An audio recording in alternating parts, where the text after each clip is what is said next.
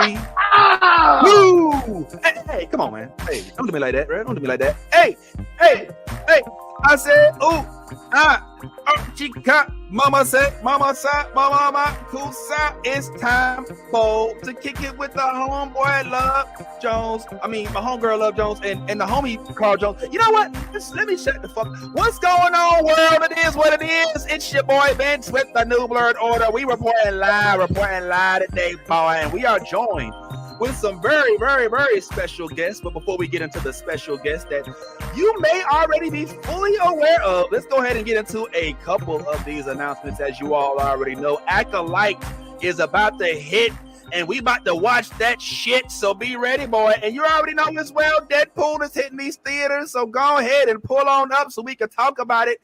Also, for those of y'all that still ain't watching the Black Doctor Who, what is you doing, man? Pull on up, man. It's not reserved only for folks that look a certain way. So hopefully you all will do your due diligence so this type of thing can stay within our lexicon. But for right now, we want to go ahead and move things forward to our illustrious guests for this particular show, this glorious day. I want y'all to help me welcome to our panel somebody who's been here it's not the first time, he's been here before, but who's definitely done some monumental things out there, including, obviously, for those of y'all know, the Boondocks is one of those, as well as the last OG, as well as y'all already know Black Dynamite. There's so many things I can sit here and go all day. One of the most recent accomplishments, marriage. But let's go ahead and start with this. It is me, your boy, the real Vince Taylor. Shout out to y'all for pulling up. Thanks for everybody who's been watching on YouTube and Facebook,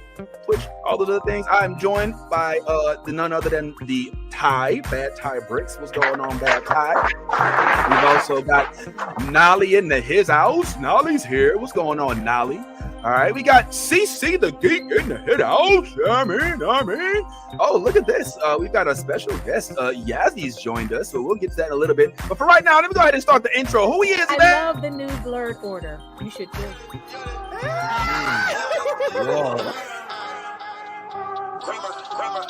Let me get all this 10p Wayne. All the niggas rapping about the same old thing. I've been coming through with the same old gang. Ain't shit changed except 9 got a name. Got it out the mud, but we got no stains. Cold ass pistol with a gold ass chain. The girl call me daddy, not my government name. Money on my mind, got them bands on my brain. Let me tell y'all about a nigga I know. The nigga stay clean, so he always got hoes. Alrighty, guys, as we said before, we are joined today by stars in the making. Yes, Mr. Carl Jones, and not only Carl Jones, but the lovely wife, Love Jones. Without further ado, I want y'all to help me welcome to the platform for not the first time, but hopefully not the last, is none other than Charles Jones. What up, Carl Jones? What's up? In addition to Mr. Carl, we also have the main brains behind the operation. It is not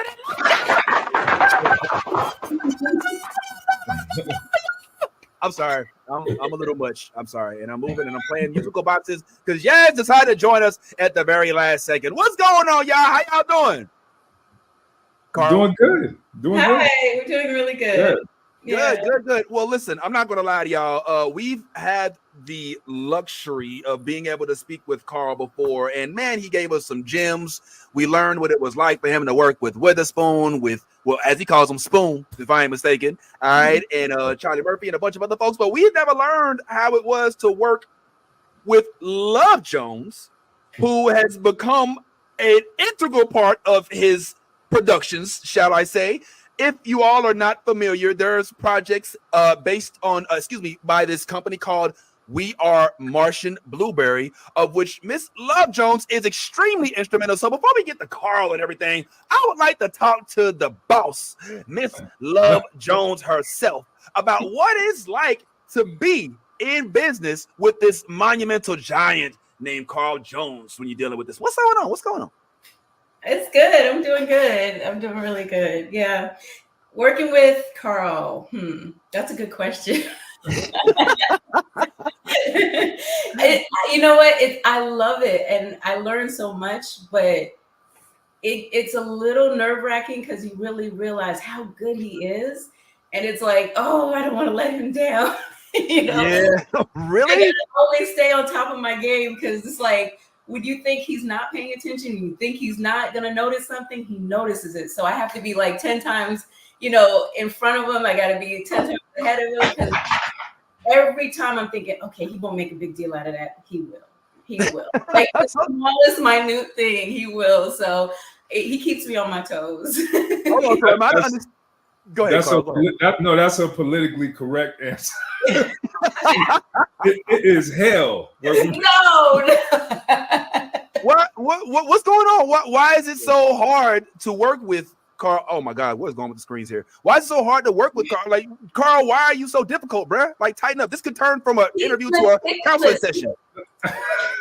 He is meticulous, like fonts, and he notices everything. Like if the font is off, if the lines weight is off, he is meticulous, and he very observant, very especially when it comes to art. Carl, what's going on, man? Why you being so hard on the white bro? Man,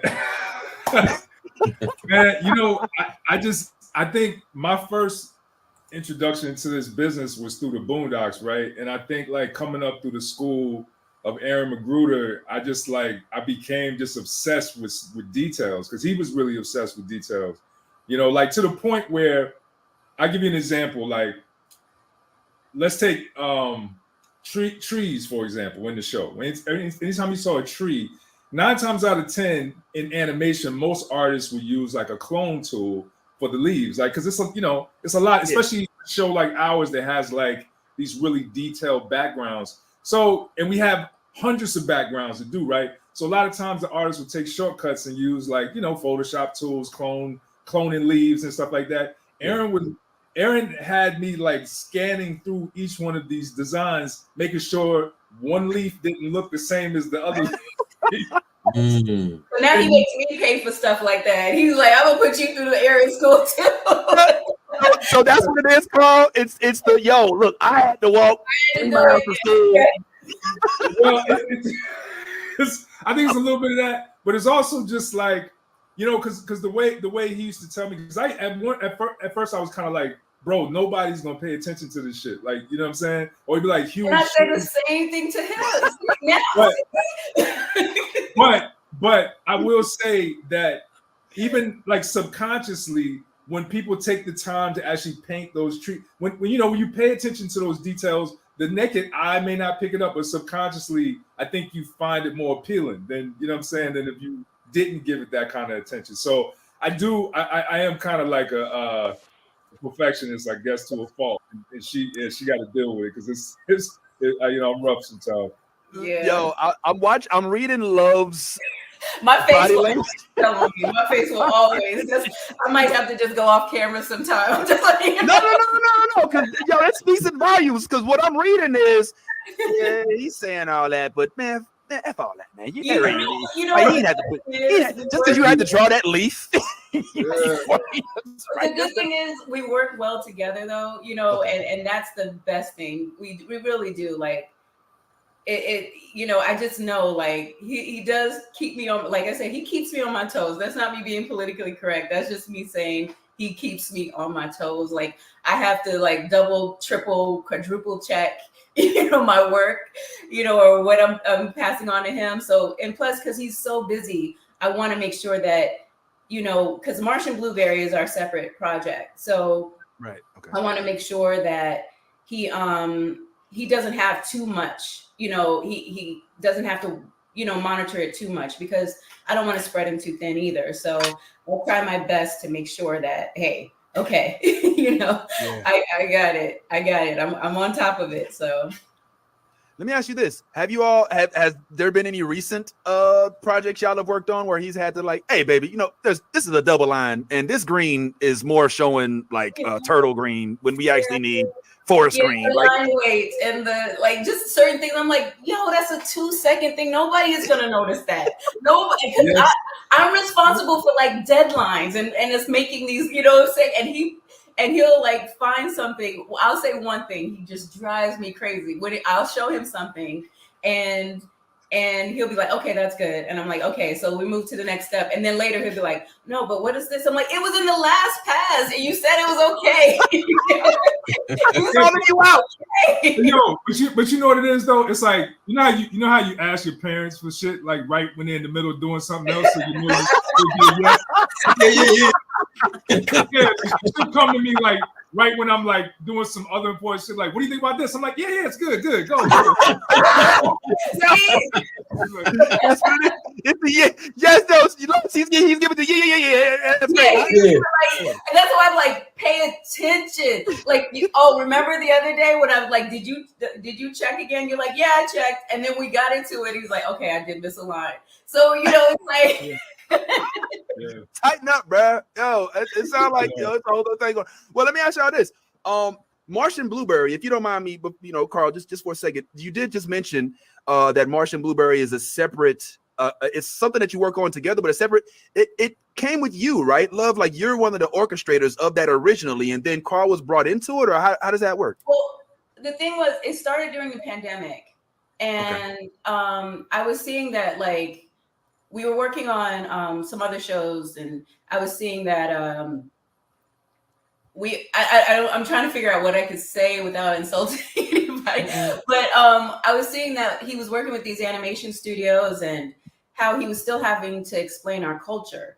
He was having to, explain like why a little girl has to wear a bonnet and why we walk a certain way, why we talk a certain way, because they didn't have many people that look like us in these animation studios. So, it was, it was really like, okay, it was kind of like, wow, you have to explain and teach, and then for them to just animate something.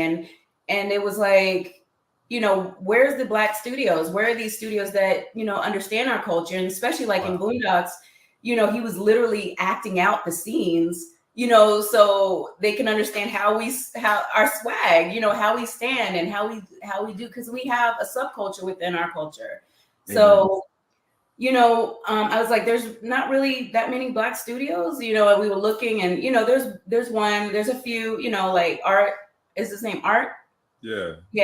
And he's in Japan. He does his thing. He's amazing, and then there's some other one, and I think there's another one, but we didn't see much. And when the pandemic happened, George Floyd happened, his phone was ringing off the hook, and it was like they didn't have many experienced people because they didn't give them the experience. So we're like, if we start our own studio, and Carl also was saying this is something he really wanted to do. So I'm like, let's do it. Let's put this together. Why are we giving, why are we doing this with other studios instead of doing our own? So we were actually called Black Elephant first.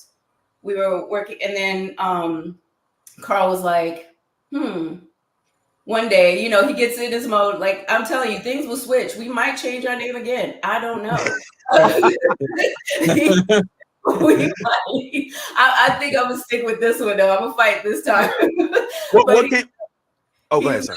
Call yourself Martian Blueberry. So, and then he gave me the description of what that meant, and I was like, I like that. So. What is that? What's the description of what it meant? I mean, I know it's out there, but for those who haven't been already put down to it, it's another way of saying strange fruit. Yeah, it's kind of like, yo, how much do you smoke on it? Let me stop. Like that is some Martian Greenberry shit. Like, let me leave that alone. All right, cool. So then you come into it.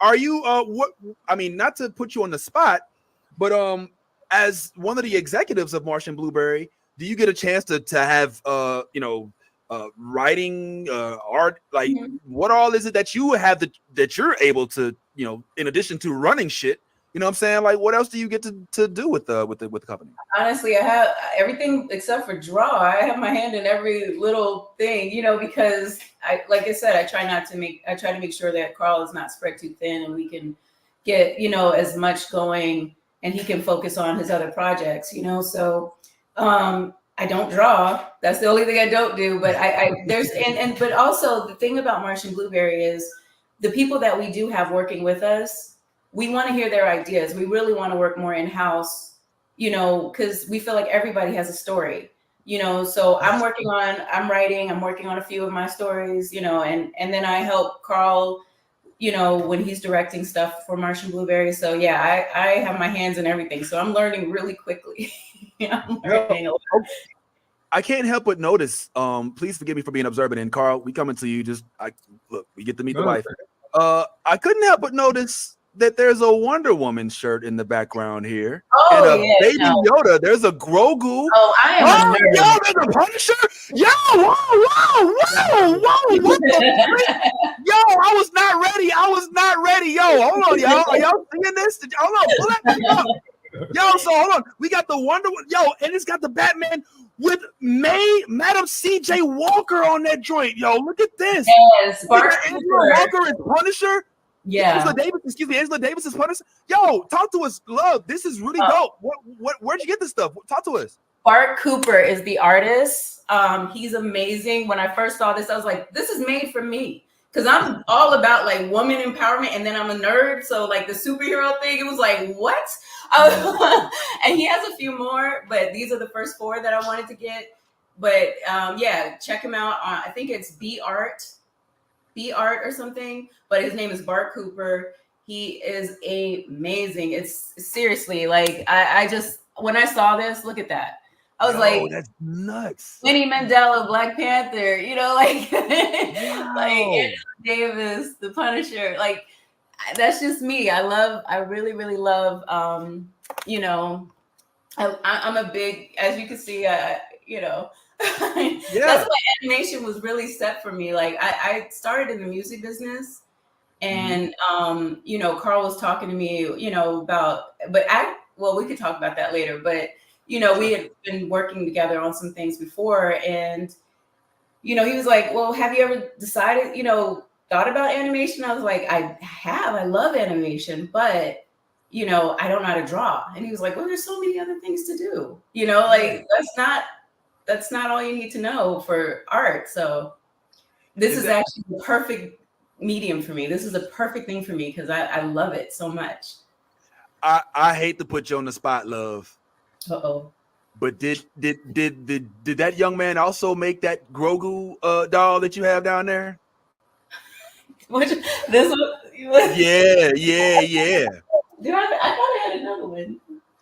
I guess what I'm segueing baby got for Christmas. So you're Christmas or I think so. Yeah, I think it was Christmas. Yeah. I guess where I'm trying to go is are we a Star Wars fan, or do we just like small green? I love Baby Yoda. I still call him Baby Yoda. I don't care. Vince too. Baby Yoda. Baby Yoda. But I love I'm telling you, like I watch them all. I did love The Mandalorian. I like, so I do. I'm a nerd. I have my comic books. I'm a gamer. I'm a gamer. What are you playing right now? Funny story is, Carl, when me and Carl started like dating, he had never really knew that side of me or whatever. And if you guys game, you get a little intense. A little. You start wanting to throw your Nah, motherfucker, die! I hate your ass. Love, we sound like we could hang out. I play like Gears of War. Like I play like Yes. That's what I'm talking about. Oh my God. We could definitely hang out in game. Yes. Okay, so let me ask you this, and I'm sorry for keep playing. This is just for clip based. That's why I keep moving the screen around. So I know it looks a little weird. Also to keep the crowd's attention because I got ADHD and I know I need to see things move in order to stay. Because I was going musical boxes. Yeah, I'm sorry. But is that one of the things that led you to each other, that brought you to each other? I mean, because I know you guys have more than likely discussed this at nauseum, right? But what was the foundation? How did you meet? Tell us about your origin story, the Carl and Love Jones origins. Like, where did they come from? Just give us the whole scoop, yo. Come on, we want deets. It's an interesting origin story. You want to say? Well, we've known each other for years. Like, okay. MySpace days. Not trying to, Whoa! But we were seriously like friends. Like Carl, it's weird because I didn't even think Carl was like interested in me, but we had a business relationship. I was in a relationship. he was in a relationship, you know, like we had never ever even looked at each other like that. And I actually honestly respected him because, you know, being a woman in this business, when you work with men, it's kind of comes with a little extra. Like, you got to make them seem like you're always available, or, you know, sometimes it's hard as a woman in this business a lot of times because, you know, men kind of hold this over you like, oh, you know, I want to, you know, hold a little. Yeah. So he never approached me like that. He was always very like supportive of anything I was trying to do. I had a character called Bonita Applebaum. It's after the Tribe Called Quest. So I actually. Wait, hold on, wait. You were Bonita Applebaum? I was you freaking kidding me, yo, man, I'm out the loop, bro. Like, yeah,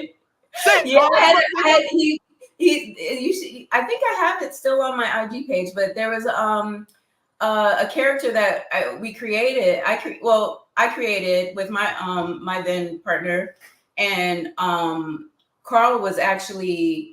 He helped me make it into a statue because we wanted to do a show, and he was helping me make it into a toy. I hate saying toy because we work with a collectible company and they're like, don't say toy. So collectible, you know, statue. I know they're like, it's not a toy. I was like, I get it. So yeah, so this was a long time ago, but just to like make a long story short, one day he was I was ending my relationship for, you know, we've been done for a while, and Carl was done in his relationship, and we start talking, and I'm not, like I said, I'm a very introverted person, and there's not many people I actually click with. And I remember we were on the phone one time, and I was like, we hung up, and I was like, man, I was on the phone with him for a minute, and all we talked about was complete nerd stuff, like, you know. Yes. You know, we were always just talking about just some random stuff. Like what? No, love, if you don't mind me asking, like what kind of nerd stuff are y'all talking about? Gosh, what were we talking about that time? Oh, mermaids, because I love mermaids. So he was telling me the origin of mermaids and black, you know, like weird. Really, like just weird random shit. Random stuff. And I don't like being on the phone. Like, I don't talk to nobody for hours, but for him, I like talking to him for like hours and hours. And so when we got off the phone, I was like, I like Carl, you know. Look at him blushing, yo. Look at him, he's still blushing, yo. But you know what? Knowing Carl, I was like, I'm like, either he doesn't like me or he's never going to say anything to me. You know, like he's never going to approach me. So I had never approached the guy and said that I liked him, but I felt like in this case I had to. Because we would like, because hey, Carl. Hey, Carl. Look at Carl. Carl over there, like, you know. Look at Carl is doing a Martian blueberry. So my best friend, I was like, should I shoot my shot? You know, she was like, shoot your shot, girl, shoot your shot. So one day I just texted him. I was like, because I'm such a nerd, I don't know how to do that. I just texted him a picture. I was like, at first I was trying to say, I think you're cute in this picture. And my friend was like, no, you said he's sexy in that picture. Say he's sexy in that picture. Yo, straight up. And I was like, okay. So I sent him a picture.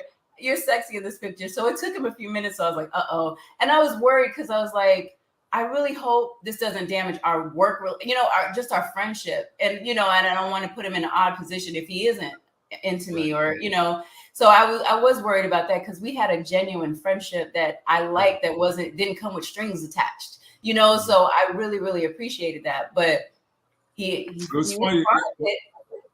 When I got the text, right, I was in the writer's room on Lasso G.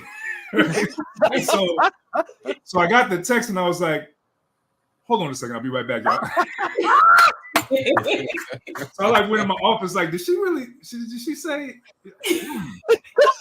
I don't want to wait too long because I didn't want to think of, like, you know what I mean? Right. It would be weird. So. I was like this, like, uh-oh.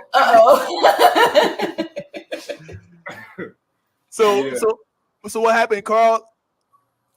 Man, so I responded. I can't remember exactly what I said, but I didn't go say anything too wild. But I remember I responded. I was excited because honestly the thing is, up until that point I never really looked at her like that because we Right. you know what I'm saying, like we were huh? I mean, all right, calm down.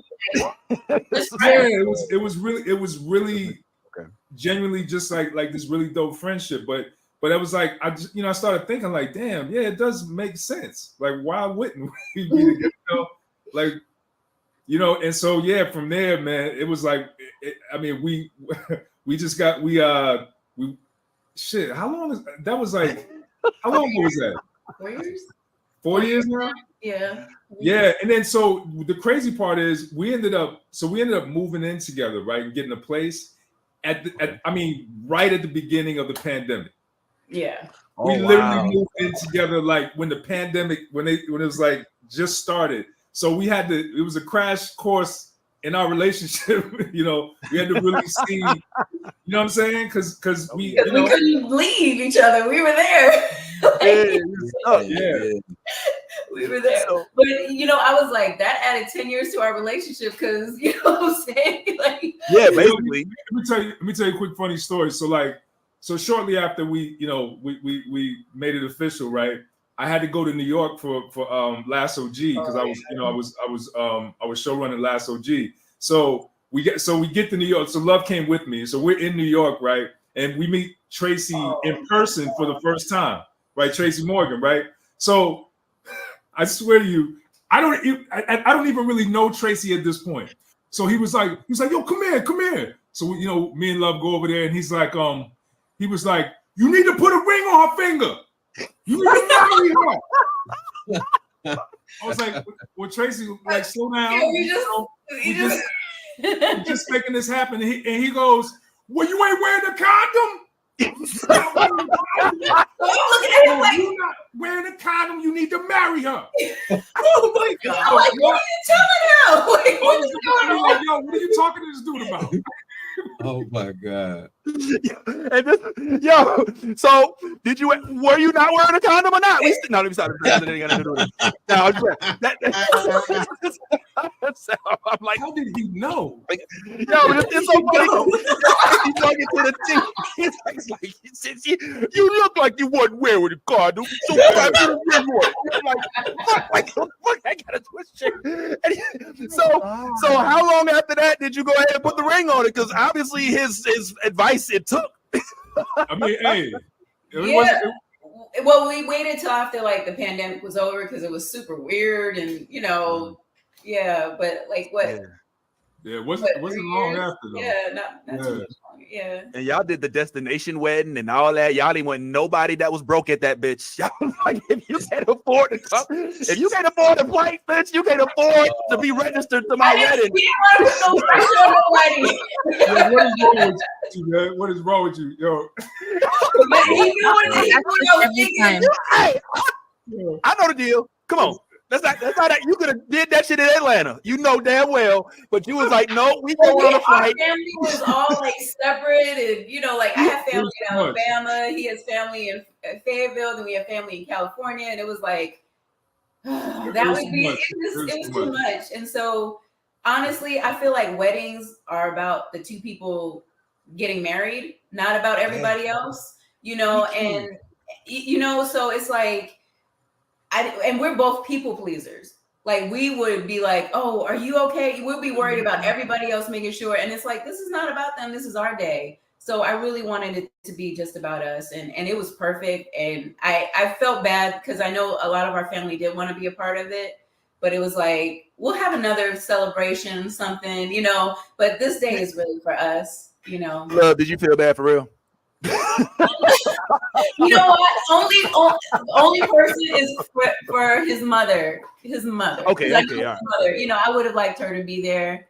I love her so much. Like she's. I lost my mother, and she's really like embraced me as her child too. So that's yeah. I would have loved for her to be there. And then y'all went from getting married immediately to Egypt to have whatever that was that y'all had out there. How was that? What was that like? You know what? Okay, so the funny thing about that was he really like he's never had a vacation. What? And he works. I thought I hustle. Like I'm a hustler. Like I do 3, 4, 5, things. He does 20. And so he made me feel like, oh, I need to up my game. I don't hustle enough. Like I was like, God, I can't keep up with you. Like I've never had that experience. Like I've always had, So, and I was like, you've never had a vacation. You've never like just 2 weeks, nothing. He hasn't done that since he got into this business, or even before then, because he was doing several things. So I was like, I picked a date because it was really our honeymoon, but we didn't do it right after the wedding because I knew having Martian Blueberry and having all the other projects that we were working on, he wasn't going to really be on a vacation, Right, so like the only time we can really vacation is when the industry is on vacation, and that's around Thanksgiving, Christmas, and New Year's. Like that's when everybody will leave us alone because they're trying to enjoy their family. So that's when I picked that date, and I got him on a 20-hour flight, y'all, and he has anxiety. He don't do flights. You don't fly. You don't like to fly, Carl? I hate flying, man. And you know what it is. I do have anxiety, and anxiety is just like if you have like a good imagination and anxiety is the worst combination. You know what I mean? Because like he said you're literally strapped to a bomb in the air. In my mind, oh my God, don't tie. That tie feels the same way. I won't fly. That's what it is. It's like it's a bunch of people tied to a giant container with fuel in it, and we're being hurled across the sky. You don't respect engineering. Oh my God. Right? It's not a bomb, bro. It's a plane. Ty, I don't know.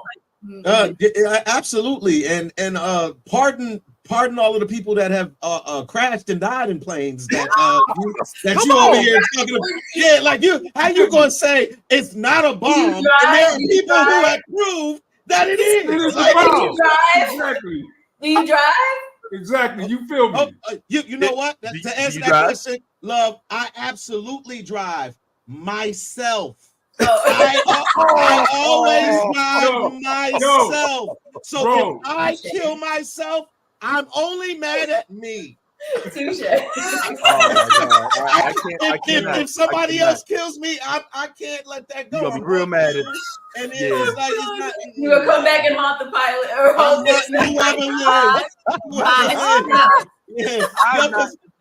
because he's been telling me to fly my entire life. Like I've known him 20 plus years, and 20 plus years he's promised me gifts. He won't fly.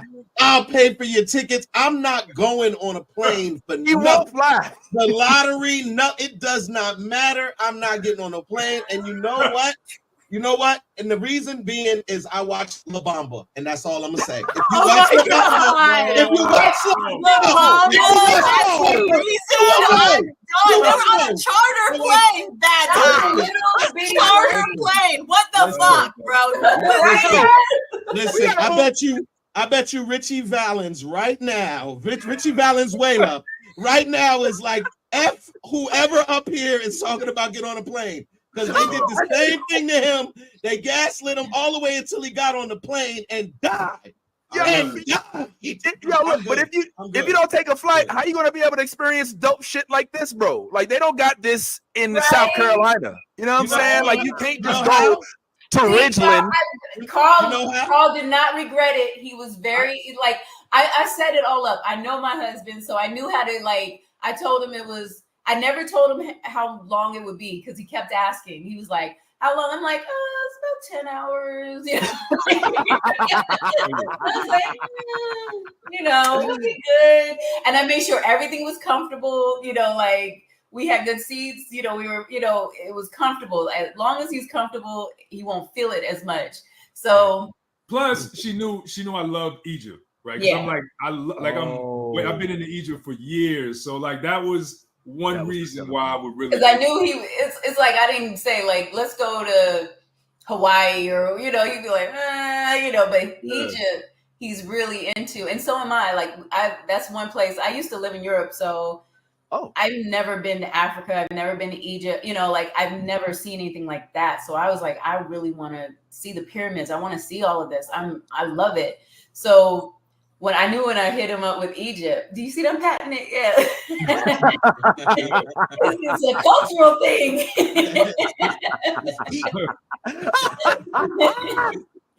But yeah, I knew I could, you know, so the first flight was 15 hours. And then when we got to Dubai, it was another 5 hours.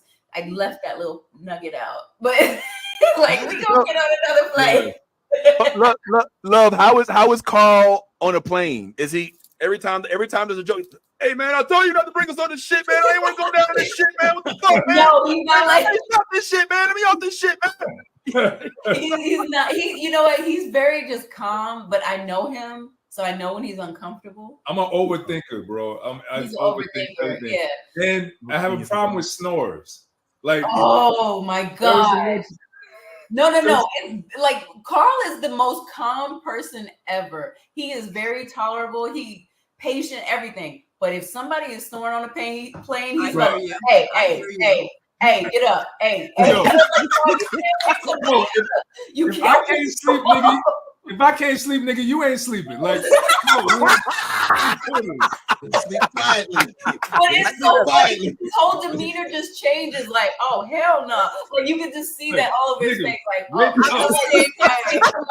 I'm the exact same way, Carl. Oh my god! Like I swear, I sleep with 2 sound makers in my house, and like my husband and I, like sometimes because he just started snoring. Apparently, like I don't know when this happened. He started snoring, and I love him, but like you know, we sometimes sleep in like 2 separate rooms sometimes because like he be snoring, and I'm like, nah, this is my bedroom.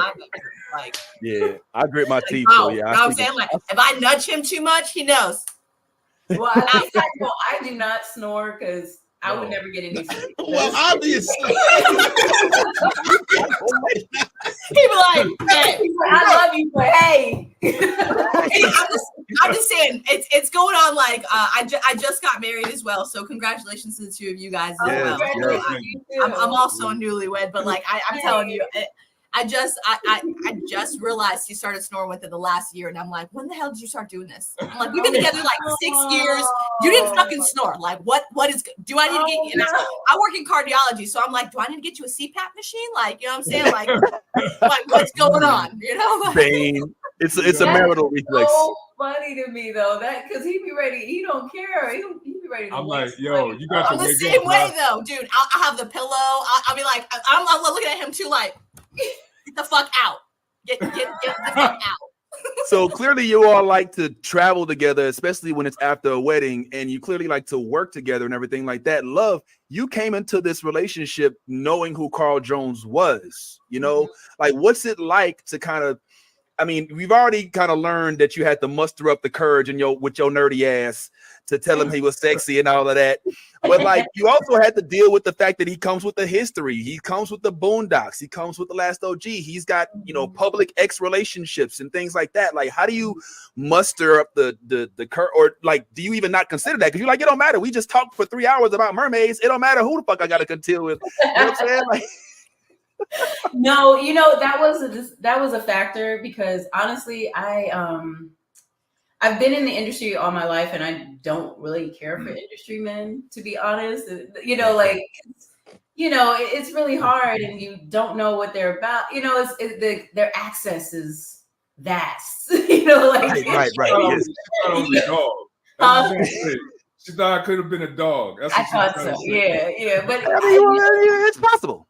You know, because especially, I don't know. So I was hesitant on that, and then, you know, like his past relationships, I'm like, man, I'm a fan. You know, we can say what it is, you know, and it's like that's a hard person to go behind too. You know, like really? Let's be real. Maybe, yeah, you know what I'm saying? But we won't. You know, so it's like, oh, okay. I don't know. I think that it feels to me you feel a lot more easy to deal with. I'm not trying to go there. Let me not go there. But I don't see you having any issues with the R. Kelly episodes or having to talk with people that you know in the industry at dinner. I'm just as twisted in my mind as he is when it comes to that stuff. Like I'm like, but I try to like keep like, okay, no. I gotta be the adult in this situation. No, we can't say those jokes. We can't go there sometimes. But a lot of times I'm like, yeah, that's funny. Let's do that. That's what I'm talking about. Okay, good shit. Well, that's good to know because I mean, yeah, like you said, you being somebody who's familiar with the industry, like you can kind of get an idea of what it is that you don't want to be around. And the fact that you still landed with Carl is so dope, especially since you guys are building off of each other. Real quick, somebody did want to question. Cece, I think you may have had a question. Don't let me step on it, but if you still have it, please. Is it a good time? Oh no, the mic. I can't hear you, Cece. All right, let's get that together. Let's get that together. Let me get this one out the way. Since you all do work together on projects such as We Are Marsh and Blueberry, I couldn't help but notice that you gotta get another clip, man. That's a doesn't showcase much. See, giving you notes. I'm sorry. All right. He's doing it. He's right on point. He's right on point with that.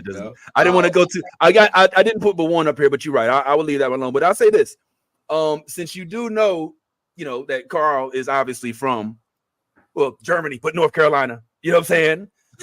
He's a big J. Cole fan. Jers, don't give me that Jers. He was there for like half a second, bro. He can't claim. He's not even a Nets fan. Man, look, we stole from the same stores. Yeah, you did. I know where he's from, yo. Yeah, y'all glossy skin ass niggas. I know y'all sit together. All y'all come from Jersey and shit. I get it, bro.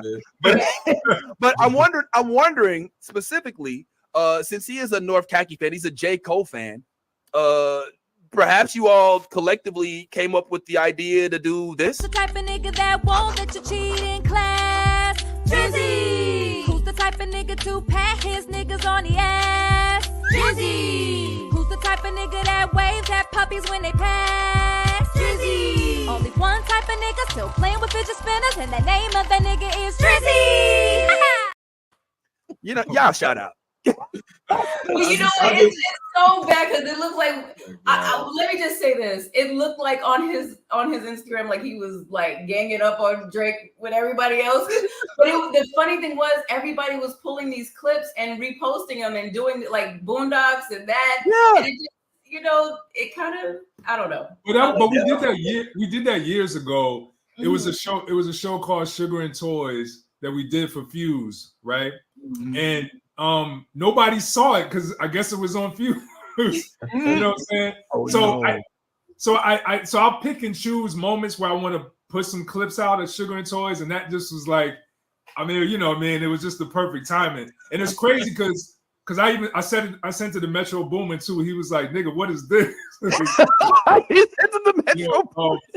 But it was funny because I did, it wasn't like planned, bro. It was like it just was the right time to put it out, and then it caught on, and I saw people started sharing it, and everybody was like, "Yo, what the hell is this? Where'd it come from?" So we did this sketch. It was like an animated sketch show, and the whole idea came from a conversation that I had with a Cartoon Network executive because I was asking like, "How come Saturday morning cartoons went away? Like, I don't understand like why we don't still have Saturday morning cartoons." And he said, companies couldn't sell Sugar and Toys anymore. So I was like, damn, that's crazy. Like, we had a childhood because they were trying to sell us Sugar and Toys. You know what I'm saying? And so because of that, I thought like, what if we did like a sketch comedy show that was basically like, if we had an opportunity to do a sketch comedy show that shined the spotlight on the adults, like being asleep at the wheel and not giving a fuck about the kids, like what would that look like? So with like a hip hop angle to it. So that's really what the show is. And it's on Tubi now. You can watch it. Yeah. You can watch more stuff like this. Okay, Drizzy. Niggas clowning you all over Twitter just because you the type of nigga to fan himself with both of his hands when you get excited. Just cause you the type of nigga to play dead while his homies are getting jumped. Well, today, it's no more Mr. Softy. Hey, ain't you that emotional guy who be crying all the time and his I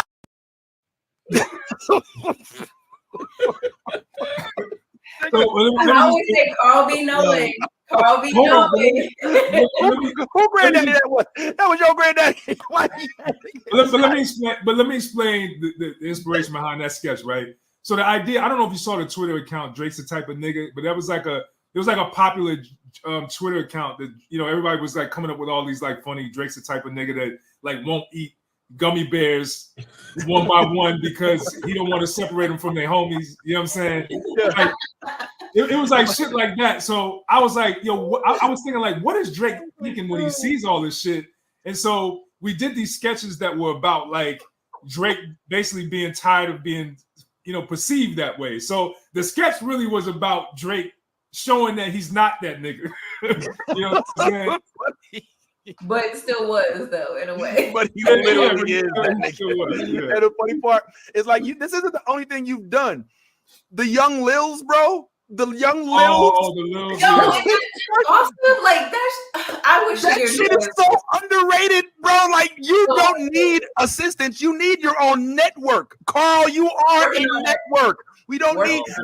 And also, can we just pause and give Carl and the staff over at the Boondocks? No, fuck all that. Carl. I'm just gonna say Carl. His flowers for being a clairvoyant, dare I say Carl-voyant. Right? Okay. You like that? You like that? You like that? Because this motherfucker sees the future. Look at what the fuck this happened with Drake, right? Don't get me started on the whole Usher. Don't get me started on all, like everything has been, you did make the Black Simpsons with the Boondocks shit, bro. When are you going to finally just own up to it and tell me what the lottery numbers are? Yo, I don't know. Honestly, it's more than that, but I don't want to repeat all of it. But yeah, he has a lot. Oh yeah, it's a lot more. I'm sorry, I didn't want to list everything. I probably can't. No. It's crazy moments like that, and I'm honestly that it still fucks me up. Like I don't understand. The biggest one, I think I know what you're talking about, love. I don't even mind talking about it because honestly, that shit kind of it rocked me too when I seen it. But the Kobe Bryant shit really, because we did an episode of Legends of Chamberlain Heights at Comedy Central, you know, where Kobe had, you know what I'm saying? Where it's like, I think it was, the premise was that the internet crashed because of a Bill Cosby sex tape. And so the whole internet crashed and basically society just went into chaos because there was no internet. And so we were just showing all these real catastrophic things happening, and we had this one scene where like Kobe's helicopter crashed, and the joke was he was still holding on to his trophies, and they were like, "Yo, Kobe, like pass the trophies." He was like, "Pass," like he didn't know what that meant, and then the helicopter like blew up, and so like you know back then it was it was all fun and games, and then bro when that shit happened like. I mean, love, we was that shit like hit home, bro. Like I didn't know how to feel about it. You know what I mean? It was just crazy. You know, and there was conspiracy theories floating around like Hollywood. You know what I'm saying? Yeah, of course. That's how we do. It's just Carl. It's I mean, but also if you see like the episodes of Black Dynamite, if you look, he had all these clues with like the Bill Cosby, all the date drugs and all that. Like it was, and this was man, all this happened. Like he already had all of that, those clues there. So he just keeps his ear to the culture. Like he's always and he doesn't matter. It doesn't matter if he has because he has respect for like Bill Cosby as a creative, but he's gonna call you out too. You know what I'm saying? Like if you're not living right or but he's who he is because of like, Fat Albert and all the things he's done. But at the end of the day, he gonna call you out if So since y'all do so much together, were you about to say something, Carl? My bad. No, go ahead. You got it. I was gonna say, it seemed like you've done a lot together. You're still doing a lot together. You even visit people together. I'm very interested to hear what happened behind the scenes at this little reunion here with Drippy and MGK. This looks like it was a lot of fun. Did you all leave with your wits about you? I don't even remember. It was so much weed. Right. I mean, Papa, you gotta see. Instant contact, like what? Like talk to us. Like you walked in, it was like, Hey, what's up, man? Welcome, man. We got weed for everybody, man. We got PlayStation for the kids and shit, man. It's really, and he's got an No, it's entourage. really that. But you know, it's funny because like we don't smoke, right? So like me and Love don't smoke, so just a little bit of we like we floating, you know what I'm saying? Okay. So I think it went well. I think the meeting went well. Yo, remember? Yeah. Love, you had a contact? You got a contact, Love? Immediately. I was just like, and all of a sudden I'm like, what we got around here to eat? I'm like, but Love, you was in the industry. I mean, like back in the day, like dudes used to, and a lot of people used to like went like in the videos and stuff like that. Was there a lot of like weed smoking that stuff like that as well? Like, is this because these are video dudes? These are music dudes. You know, is there? That I've been in. Like I said, I started in the music industry. I used to cast videos. I was in videos. You know. And I was a columnist for Black Men Magazine as well as a model. So I've been around that my whole life. So I'm not like, what, shell shock? You know, sometimes he's like, sometimes he's like, well, I don't want you to, you know, when you're in the studio with these guys, I'm like, Carl, you forget, I've been around them forever. I know what that life's about. So I'm used to it, you know. Cool. Carl, what's this meeting about, bro? I mean, you may have discussed it before, but for us, what's going on at this meeting? Yeah, so we well, I mean broadly. Okay. You know what I mean? Like if we can, it's cool. I don't want to. No, it's cool. We so Trippy. Well, first of all, Trippy is a huge anime fan, like big anime head. But he's also like really smart. He's got great ideas, really creative, obviously on the music side. But he has some really cool ideas that he wanted to do in animation. So that was actually like, I mean, we've been talking for a while about his project, his anime project. And he, you know, we got flu. I feel weird saying I got flu out. When you say flued out, you can't say flued out. You can't say flued out. Yeah, let me see. Yeah, hold on now. What exactly? You sure you don't remember what happened, bro? No, did it. You didn't get behind your ankles or nothing. Let me be clear. Love and I flew to Miami. And we met with Trippy and we started and basically what he said to me was he was like, yo, I miss the Boondocks so much. He said, I love that you guys were able to talk about so many topical things and there was a real unique point of view. And he feels like there's, you know, obviously there's not that now, but he had a real interesting take on a way to do it, but with his brand and his point of view and his voice that I've never seen before, and it got me really excited. But I can't give you too many details about it because it's gonna be good though. It's gonna be. Yeah, it's crazy, I mean it's crazy. Honestly, to me, this is like Boondocks on steroids. Whoa! It's like, you know, he's a creative genius, bro. So that last meeting was dope because his whole crew was there because he got an entourage, but all of these dudes are really brilliant in their own right, and everybody was like pitching really great ideas, and we just started building, man. So now we're just trying to figure out. We're still packaging the show, like figuring out like all the pieces we want to put together before we go out with it. But it's almost there though. It sounds to me like his level of creativity was higher because he was hired. So maybe it worked for him. It works. maybe you know, take a lesson from that. He gave me this cause for it. I don't even know if he remembers, but he gave me this cause toy. I forgot about that too. I was high. Yeah, I was like, shit. I need to be around this nigga when he's high more often because this is a very rare cause piece. You know what I'm saying? And he was just looking around. He was like, yo, you like that? I was like, yeah. He's like, yeah. I was like, you sure? He tried to be you sure? Like, you sure? Yeah, he was like, okay. But it was like some Prince shit because he was like, you want to go see my basketball court? I was like, in the house? He was like, yeah, nigga, in the house. And he took us down the hall to a full fucking basketball court in the house. it was the NBA or something. I was like, what? I'm like, do you play? Like, do you play like that? A rapper money. He sounds like it shouldn't be Trippy Red, but he sounds more like Trip. Grapes. Am I hearing that there may be a Tripnificent episode? This sounds like real on key with Boondocks shit. Yeah. Like, you know what I'm saying? Like, hey, we got Incredible Hulks. We got everything in this. All right. Go ahead, Ty. My bad.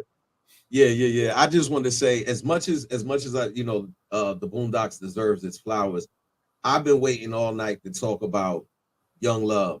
Like, this is a phenomenal show that maybe doesn't get enough recognition, because we don't get this enough on television, on screen. A nuclear Black family with a mother and a father that can actually coexist and not be killing each other. But this show, I watched it from its inception, and my question, Carl, is now that I've met Love, is this y'all? Is this y'all? I mean, Angela and Steven, it's reminding me a lot of y'all, man. That's hilarious. No, honestly, I wish we could take credit for that. I wish I could say that. But I mean, shit, I think a lot of, I write from real life anyway, so I don't really know how to, write anything that's not authentically from me. But I will say that this show is Matthew Cherry's brainchild. Is definitely, and it was definitely intentional. Every decision to create this, this modern Black family that is not typically what you see, and not leaning into all the stereotypes. That was intentional. That was Monica Young and Matthew Cherry. And the show came from a short film that he did called Hair Love, and it won an Oscar, right? So because we were already working together on Lasso G, because he used to be at Monkey Paw, right? So he actually, so he was the one that actually brought me on to, or at least told Jordan, what I'm saying, that he needs to meet with me and figure out like how I could be involved with Lasso G. And we had a good experience on Lasso G, and he left Monkey Paw. I say Monkey King, Monkey Paw. He left Monkey Paw. There's a new Monkey King series. Yeah, Monkey King the movie. Movie. But so he left Monkey Paw, and he had reached out to me one day, and he was like, "Yo, I want to turn Hair Love into a series," and and he told me his vision for it, and then I met with Karen Tolliver at Sony, and I understood his vision and what he wanted to do, and so we just started putting the ideas together and figuring out what the show is, and we were off to the races, So were you able to meet the cast? Say again? The cast members, Issa, Kid Cudi, and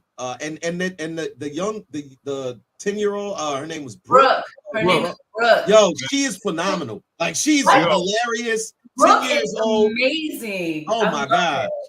Man, yo. The best way, I gotta tell, because I used to love this. It was Carl voice, was doing some of the voice direction a lot of times, and she would come on and she'd be like, "Hi, Mr. Carl." Like, I thought it was the cutest thing. And what were you call? Carl, you be like, talented. Like, this is not the last you'll see of her at all. Oh, absolutely. She's a star, bro. No, I know you could tell, right? You could tell. Yes. Man. Yeah. Immediately. Like in the first few episodes, she's the star in those episodes. Like, and when I looked at her bio and I realized she's 10 years old. Like, bro, this is Let me wait. That's the thing. You gotta go. Actually, like to work with children because it's a little harder to direct. Yeah. She was dope. She was dope. And I gotta say this. I don't know if you gotta go to her website. I mean, not to her website, to her Instagram page. Oh, okay. Because her Instagram page, her and her father were doing like her and their TikTok, I believe, but their Instagram and their TikTok was like they were going viral even before, before she started doing a lot of the TV stuff. They were doing her and her father. You probably seen them, huh? I am Brooke Monroe. Yeah, you probably seen them. Like they'll be in a car and the dad would be playing like an old school song, and they both would join in and start reciting the lyrics. So her mom and dad are so dope. They're really, really, involved in her career. And when she comes to work, bro, she already went over her lines with her parents. She got her shit down. You know what I'm saying? Like she's a real pro. Bluetooth disconnected. She's amazing. She's from your neck of the woods, by the way, CC. I think she's from Maryland, Baltimore. Yep. So, all right. So, I'm sorry. What was that, love? No, I can't say enough about her. I think she's super talented. I just was like, I fell in love with her. I was like, oh my God, she's so amazing. I remember when she read for it, like everybody was just like, that's her. Like, like they had a lot of auditions. And as soon as they heard her voice, they were like, that's her. Yeah. A lot of personality. I think at one time, Blue Ivy, there was a possibility that Blue Ivy might do it because I think Matthew. Well, I think the book though, in the audio book, yeah. Oh, she did the audiobook. Oh, yeah. Oh wow. Okay, well that's Kid Cudi. I just want to say also, Kid Cudi killed it. Like he did an amazing job. It was so dope working with him and Issa Rae too. I mean, all the actors were top notch, but like, I mean, they brought the A game, man. It was fun. Tamar Braxton too. Tamar Braxton. Oh yeah, Tamar Braxton. Yeah. Oh wow. That show definitely deserves more recognition. It's not spoken about enough, and as far as the Black animation goes, it's great. It's beautiful, right? It's just so it's beautiful. Yeah. Thank you, bro. That means a lot. I appreciate it. Now, it's nice to have an animated show about a Black family that you can, brag about, that actually portrays Black families in a positive light. I don't know if you know where I'm going with this. I'm giving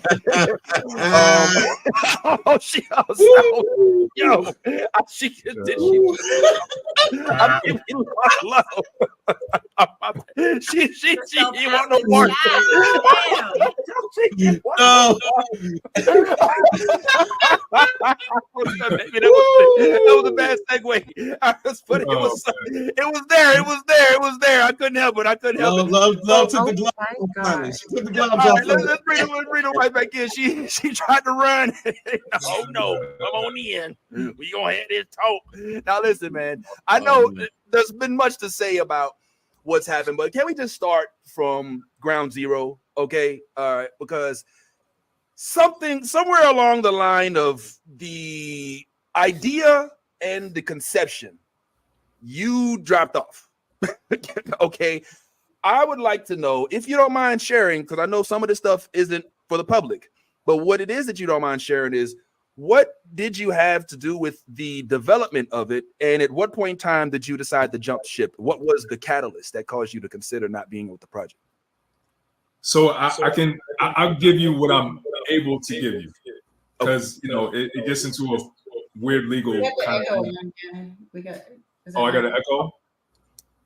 It's tiny. Is it still echo? No, right. okay. This started with I want to say Janelle.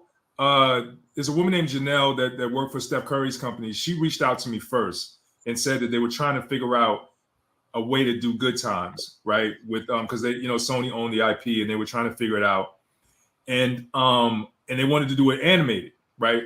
I didn't know exactly why, and I had some questions because I was, I'm not usually like a big fan of doing like reboots that don't necessarily need to be rebooted.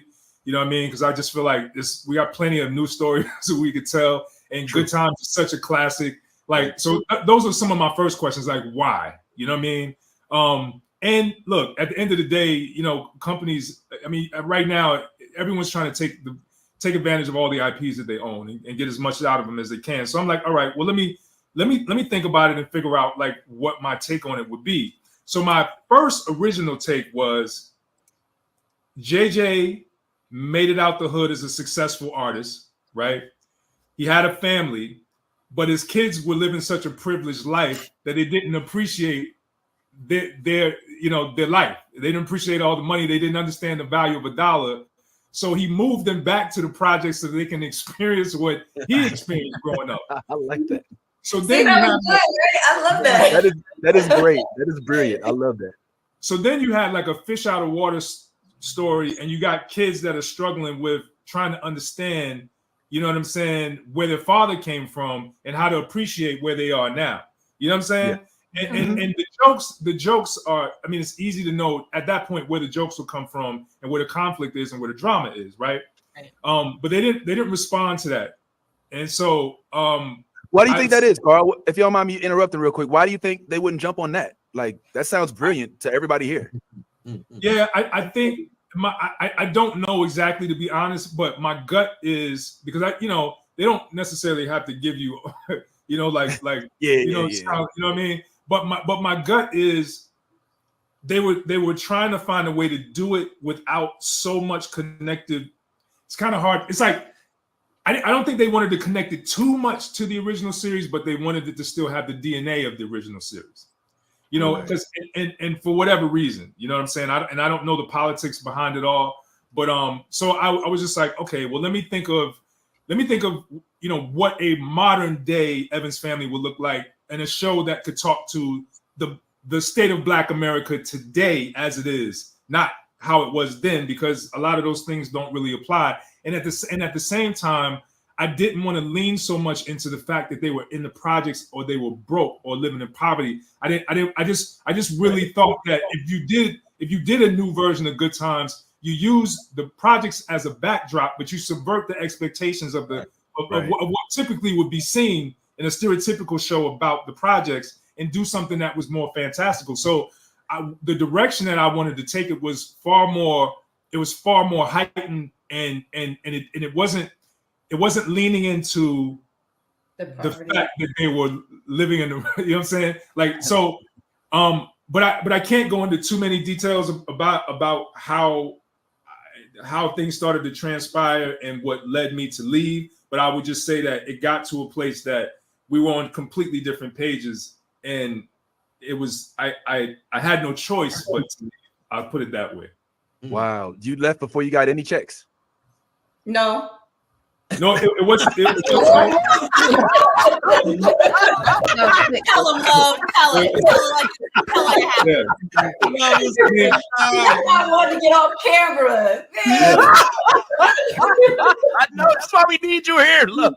Yeah. But let me just say this. I mean, Love was on. She was on there too, right? For the short period of time we was on it. So none of the scripts. We didn't see any of these scripts. The show that finally got written and aired, we had nothing to do. Didn't see any cuts of anything. No scripts. No nothing. I didn't see anything. Wow. So but I will say this. I mean, look, it's really hard doing satire. It's hard doing social commentary. Especially it's really hard. But not only that, it's hard anyway. Just innately it's hard because you have to really deliver. Like to me, I never fault the audience or the people for not being ready for the material or not understanding material. I don't believe it's the people or the audience's fault if they don't find it funny or if they if it doesn't resonate with them. I believe that it's our job to find a more creative way to get the joke across. It's our job to find a more creative way to get the point across, to do the social commentary and to do the satire so that it does resonate with people. That's our job as as writers and creatives. So anyways, I just say that to say, like, it's not easy, but it takes a lot of work. But when you do it right, it's memorable. It you know what I'm saying? People, it means something to people. And I think that's why, shows like the Boondocks and Black Dynamite, a lot of things that we did were memorable because, the satire was handled in such a way that, there was an actual voice to the show and a perspective that felt authentic and honest. Yeah. It wasn't just tackling subject matter because it was edgy or because it was sensitive, and then or doing something that might ruffle feathers or because it's sensitive nature, or I mean the topic or the subject matter is sensitive or a little bit, taboo. you might create like it might be polarizing, but not in a good way. You know what I'm saying? Like you might have people who are watching it more as a spectacle because you know what I'm saying? It's like Tubi in the beginning, a lot of people watching Tubi and it was being talked about all over social media, but not necessarily in a good way. They just were finding shit to say they didn't like. You know, so I don't know. So I don't want to. I'm rambling now, but you know. No. This is insightful. Please. I will say this: like the thing that I enjoy most about how Carl approaches story, like with Black Dynamite, you know, the infamous Michael Jackson episode. You know, a lot of people, if they're like, okay, we want to tackle this Michael Jackson episode, and Joe Jackson is the abuser. Okay, everybody said that. That's nothing new. You got to get more creative, you know? So he was like, okay, what if Michael Jackson was the abuser? Now it's a story. Now it's funny. Now it's a different approach to something instead of just that head on, this is the topic, trying, you know? So it's like, I love that Carl can like flip things on their head and make it like, oh, dang, I never thought about it like that. I never looked at it that way. That's funny, you know. But it also comes as there's a morsel of truth there, right? Or it's inspired by something real, like you know, because I saw a clip of Mike when he was behind closed doors in the car and he was like talking, his voice wasn't high no more. You know what I'm saying? Like he was cursing a little bit. So you know, we was thinking like what if Mike was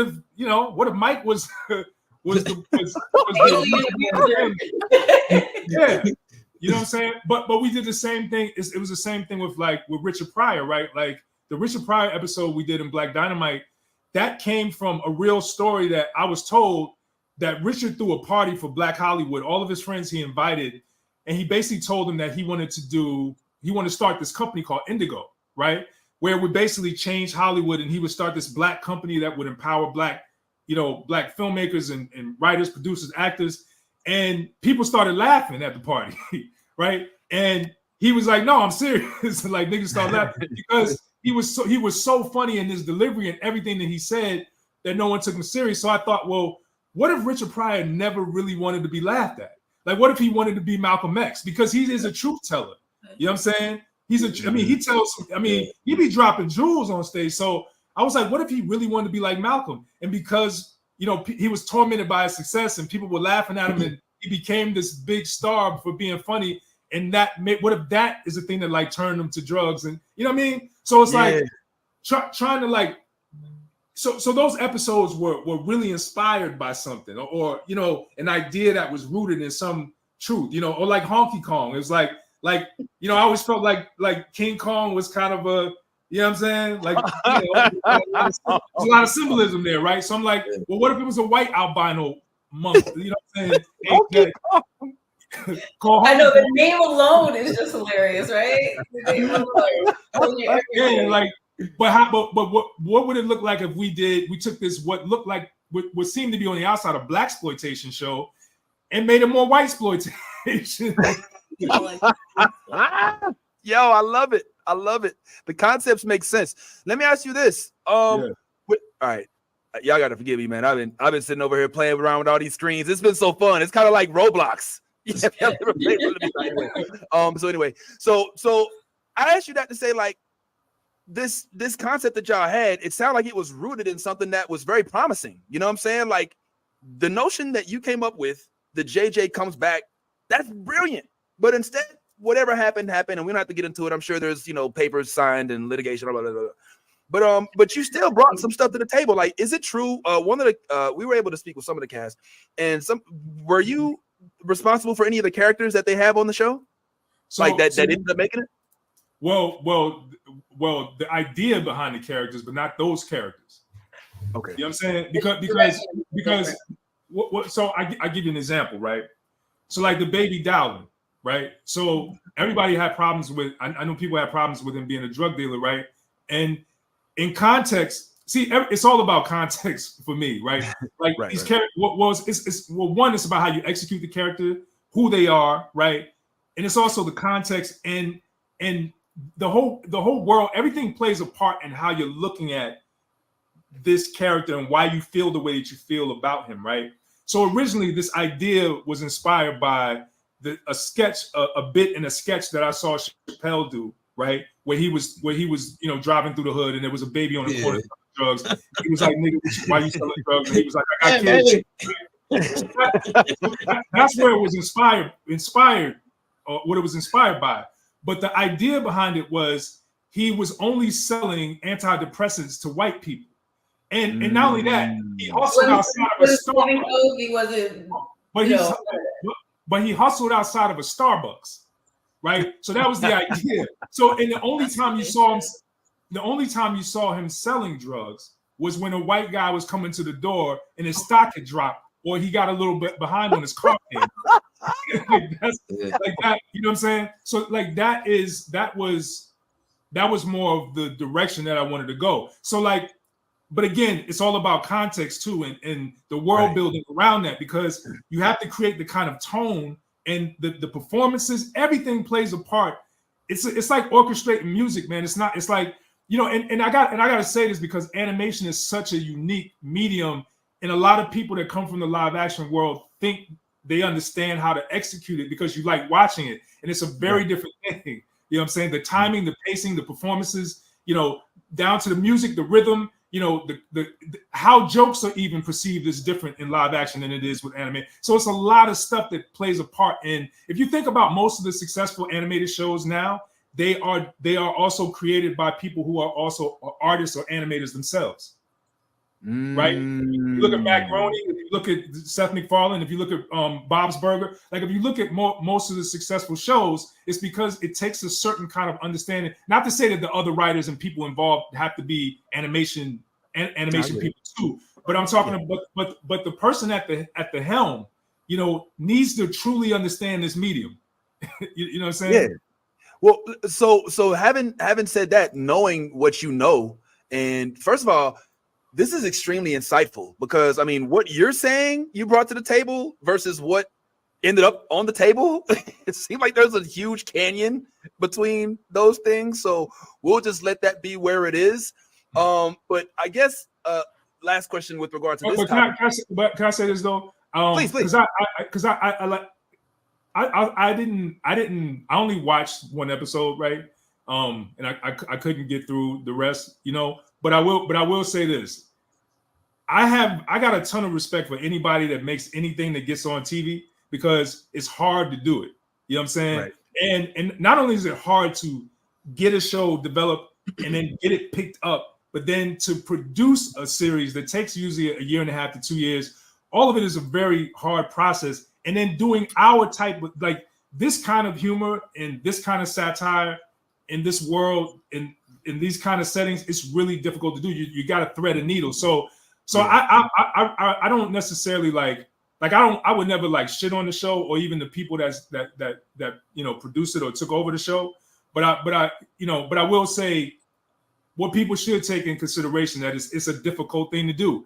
And that's not to say my point is not to say they're not capable of doing it. My point is to say it's just hard. the shit is hard. You know what I'm saying? So I don't never want to come off like I'm saying like, well, the shit I was doing was good and the shit that they're doing is horrible, because I'm not saying that. I'm saying it's hard to do. So I get it. If you did fail at it, I understand why, because the shit is hard. I don't always land on my feet either. Every joke, right? Every what I'm saying, idea I have does not work all the time either. So So before Ty, I see you got a question, but real quick. So is that what is it that prompted some of the people? What do you say to somebody who would say that you left around the time that it was picked up that this was happening and it started to receive backlash? Is there any truth to that, or would you say like that doesn't make any sense because timeline wise? Were you talking about Good Times? Yes. Yeah. Oh no. First of all, I pitched the original version of the show. I pitched. I'm the one that pitched it with Norman Lear, Seth MacFarlane, Steph Curry, Sony. You know what I'm saying? Like I pitched it, and we had offers from everyone all over the table. We went with Netflix because they do direct. One is Netflix because they're a great company, but also they do direct to series orders. You know what I'm saying? So versus doing a pilot. You know what I mean? So And which is harder because now you don't have a pilot as your North Star. You gotta hit the ground running, because you gotta develop a whole season at the same time. But before one script was approved and the production started, I left. Oh, you know what I'm saying? I just didn't say anything about it because one, I didn't even know if it was still coming out because that was 2 years ago. And two, I didn't know what I was legally able to say about, because if I was going to make a statement, I needed to make a statement and inform, because I didn't want to just like, if I would have jumped out there and started talking about good times, it would have shined a light on something that didn't exist yet. You know what I'm saying? Right. Like no one even really knew what was happening. And, so I had to wait. So when the show came out, before any backlash, love will tell you, before any backlash even happened, I said, hey, by the way, I had nothing to do with. I didn't see. I don't. You know what I mean? I separated. Well, no, I got backlash immediately after the trailer. I know, but I told even before the trailer dropped, I was already about to put the statement out. Yeah. So no, I'm just saying. So when I put it out, right, it started to get some traction, and I could see how some people would think, oh, it got negative publicity, so he bowed. But that's not what happened. I have nothing to do with any of these scripts. Nothing. So what prompted the tweet when you did tweet it out? Because people were coming on his head. No, it's not. But that's not. No, it's not. That's not what prompted it. Well, honestly, I'm just saying. Honestly, what prompted it was I already knew it was a difficult needle to thread, right? And I was not 100% confident that it would be something, number one, that I would necessarily want to be associated with. One. Number two, I didn't actually do it, so I shouldn't be associated with it. So even if it was good, I should not take credit for it because I didn't do it. You know what I'm saying? So I just wanted to clear the air. So whether it worked and whether it did well or not, because at the time, remember, it hasn't aired yet. This was just the trailer. So it could have still aired and did well after people got past the fact that it's not the original Good Times. I don't know what it would have did. Either way, I wanted people to know this is not my work. You know what I'm saying? Okay, I got you. Yeah. He's very like, trust me, even stuff that we're working on with Martian Blueberry, if he doesn't like it, you're not going to see it at all. Okay. He don't care what it was. And that's very frustrating for me sometimes because I'm like, we've been working on all this stuff. He's like, I don't like it. We're not putting it out. Like, but it's not like a love. It's not like a throw the whole baby away. Is it like a just tweet this, tweet that? Or you like it like? Well, go ahead.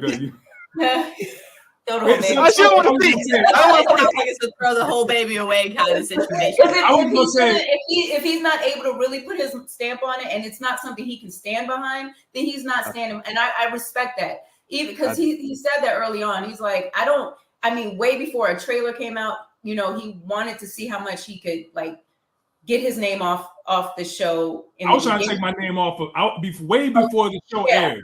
Legally, they were saying that because he sold the show, he had to stay as one of the co-creators, and that but he was like he was trying way before because he didn't want to take credit for something he didn't have anything to do with, even if it did, if it was successful and it was whatever the situation was, it had nothing to do with what the outcome was or anything like that. And I don't know what the show is doing at this point. It might still be somewhat successful. I don't know. But, at the end of the day, he didn't want his name on something he didn't have anything to do with.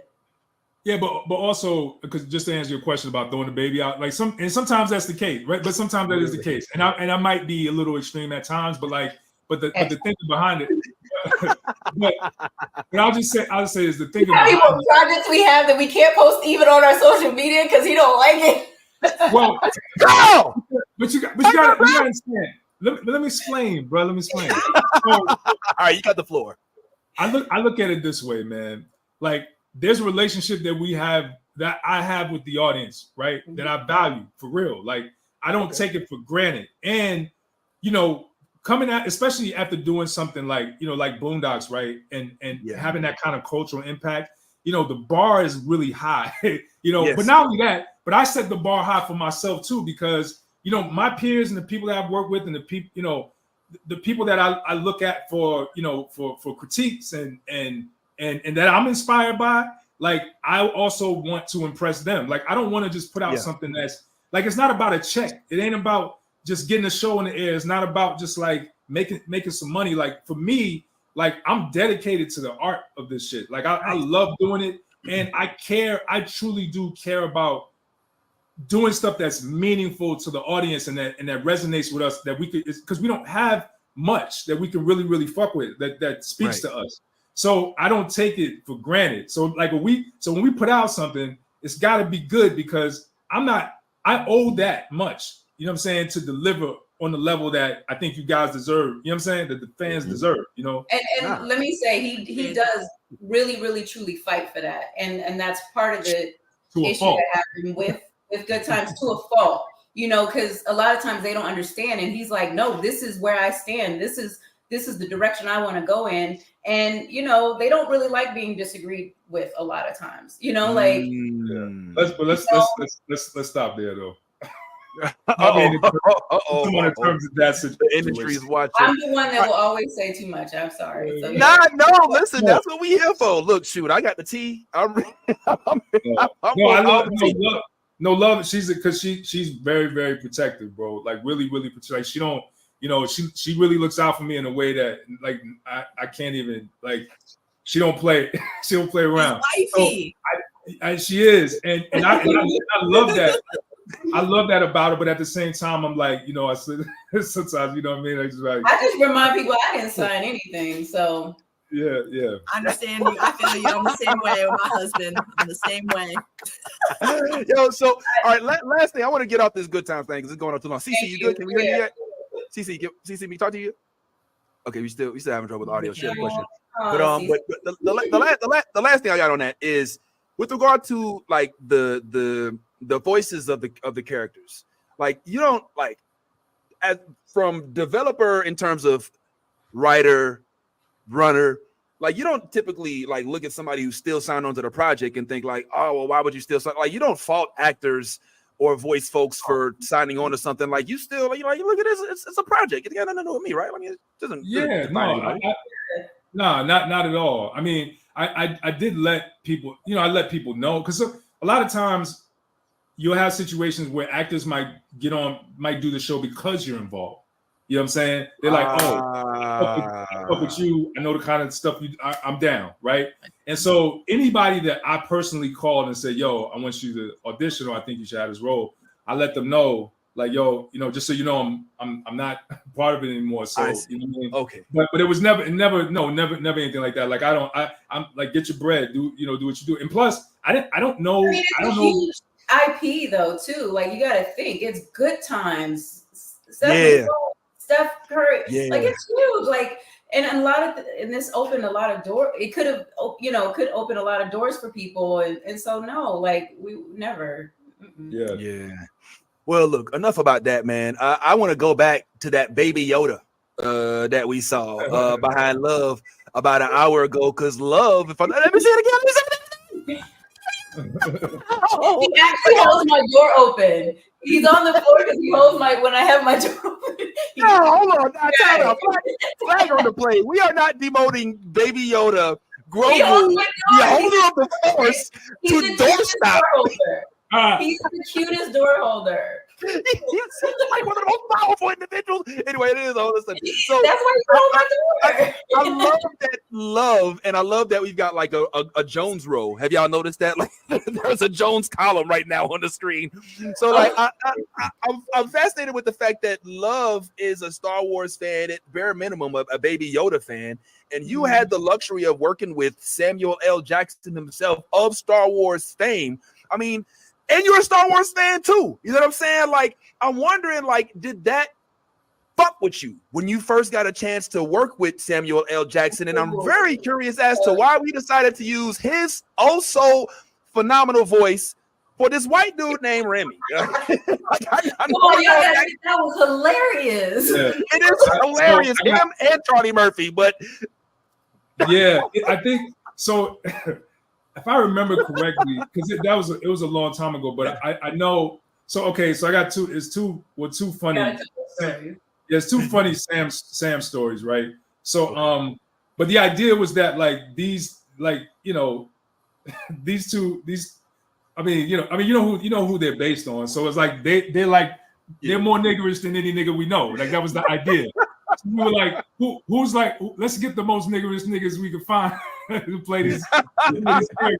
And Charlie Murphy, was one. And so, but with Sam Jackson, it was interesting because I remember Aaron and I, we were at dinner. No, we were at lunch somewhere, and we were leaving the restaurant, and we saw Sam Jackson's wife having lunch with someone else, right?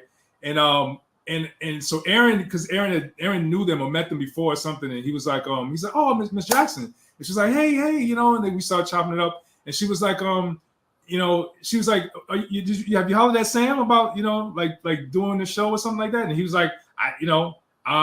He's like, I didn't know he would do the show or whatever. And then she was like, yes, you need to call him. So she tore out a check from her checkbook and she wrote Sam Jackson's personal number on the back of the check. What? And it's like the weirdest thing. And so, yeah, and then I think Aaron called him up and he ended up doing the show. But funny story, right? So he came in and he was I don't know if you guys know who. Y'all nerds. I know you might too. But Andrea Romano is she's like a really like award-winning like voice director. She did like the Jetsons, shit, like you know what I'm saying, all the way up to everything. Like she'll be juggling like 10 cartoons at one time. So anyways, so she was our voice director, right? So Sam was in the booth, and there was a scene where Ed and Rummy were robbing the bank, right? And so, first of all, we never give Sam any direction really because it's Sam Jackson, and like he comes in with his lines memorized, which most voice actors don't do, and he just every take is just gold. I swear to you, like no flawed takes, no stumbling over a word. It's the craziest shit ever. Like you clearly understand, who he is, right? So he's reading this line, right? And Andrea had a note. She said, "Hey, Mr. Jackson, can we have you like just do another take, but just slow the line down a little bit?" And he said, "How many banks have you robbed?" She said, "Excuse me?" He said, "I said, how many banks have you robbed?" And she was like, none, Mr. Jackson. He said, "Well, when you're robbing a bank, you want a sense of urgency in your voice." Now let's keep going.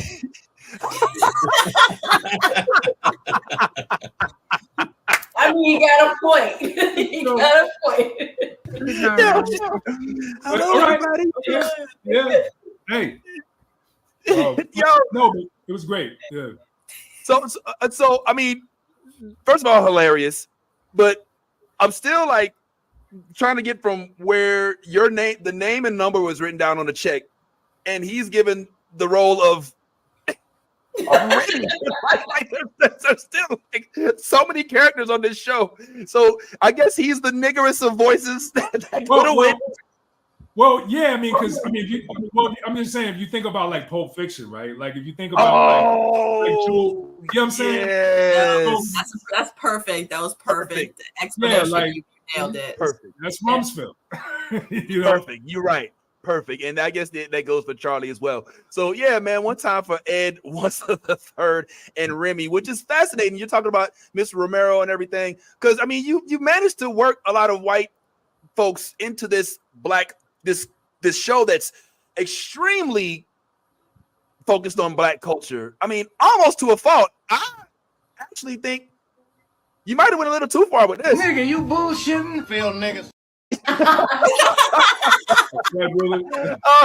So I'm just curious as to what is it that what all goes into the prep for Fred Willard when he comes in and has to read lines like this. Nigga, you bullshitting. Phil niggas. Bitch ass nigga. Nigga, please. He's my favorite nigga in the history of niggas. Really, niggas was slaves? Niggas was chasing us? Every red-blooded, blue-gum nigga. Break yourself, nigga. Negroes. Can a nigga borrow a french fry? Niggas.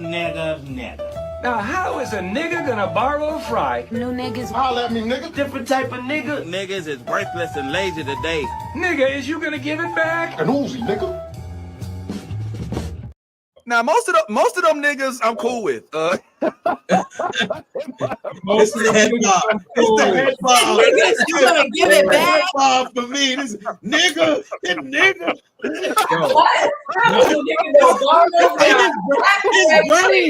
His brain. This is how he said yes. It's like niggas, you gonna give it back? My inside voice never talked this way.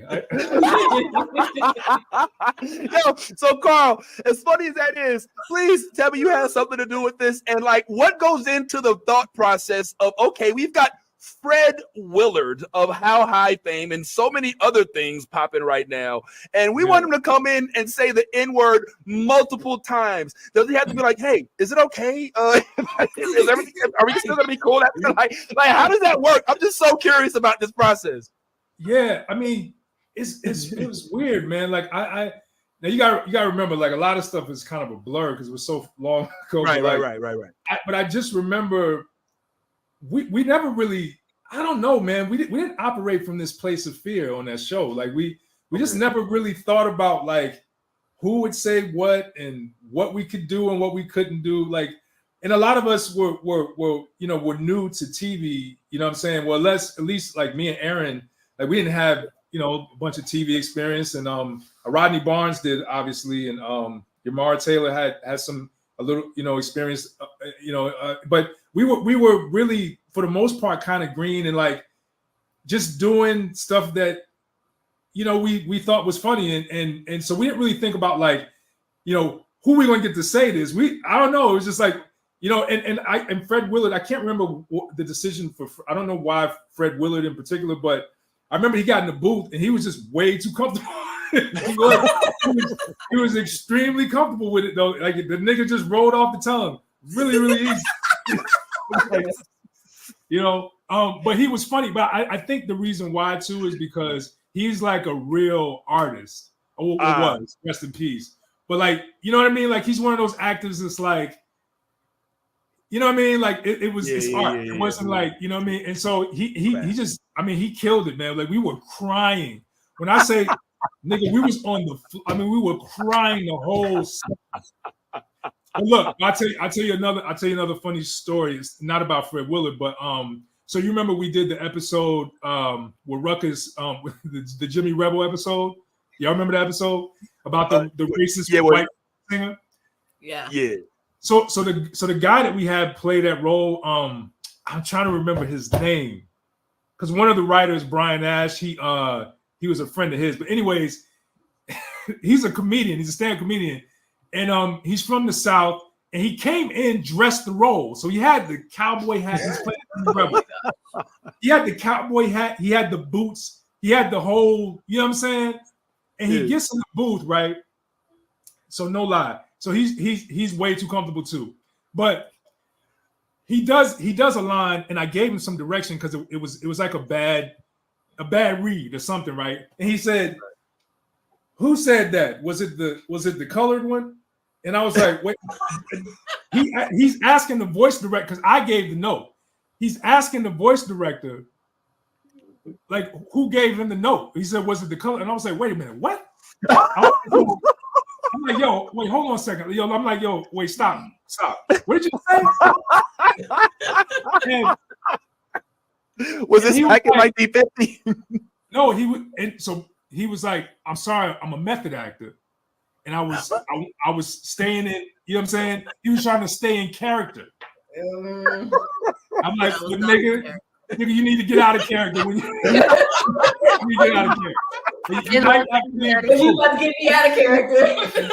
Right. You about to take me out of character. You about to have a nigga moment. You about to have a nigga moment right now. Wait, you forgot to mention though, real quick though, that episode with Fred Willard, that was a real teacher. Like that was inspired. Oh yeah. Oh yeah. We know that was based on that actual clip. Last time he was on the show, we had a chance to go through like all of the scenarios that were, the Milton and all the, the chicken and all of the episodes that were kind of based off of viral moments that was happening when YouTube was starting to finally get into everybody's living room, which is crazy because out of all of those characters that was hilarious, especially the ones that were based on actual real live events, one of the ones that I tend to gravitate towards the most is one that doesn't get a lot of attention, Carl. And I just want you to, I don't know where your mind is. It's not that bad. I want to know who came up with it. No, it's probably not what you think. I'm pretty sure it's not what you think. I want to know who came up with the concept of my man from Wendy's. While everybody's trying to do like the fucked up wrong shit, he's like, yeah, you know what I'm saying? You know, can I take your order? You know, double stack, you know what I mean? Like, he was the only one who had any kind of benefits in the house. Nobody had no 401k. It was all cash only gig shit. Where did this, like, it's brilliant. I think this is one of the unsung characters of this show. He was so responsible. Thug Magnificent ends up getting a job just like him. Who is this guy in real life, bro? I got a feeling like you know him for real. I think, well, first of all, you know, every rapper's got an entourage, right? So, right. We wanted to build an entourage around Thug Magnificent, but I gotta say, I don't think we give enough credit to the actors on the Boondocks because, yes, there's a lot on the page, you know what I mean? But like, we give the actors so much room when they get in the booth to just go crazy. And so D-Ray, honestly, man, a lot of that shit was off the dome. Like D-Ray, you know D-Ray Davis, right? The comedian. Of course, I work with him. Absolutely. Nigga, this nigga would just go on a roll. He just was just, you know what I mean? He would just start saying all this really funny, amazing stuff, man. So he gave us so much. There's so much stuff we cut that we just couldn't use because, you know, we couldn't use everything and just for time. But a lot of that genius of that character came from D-Ray, I gotta say, man.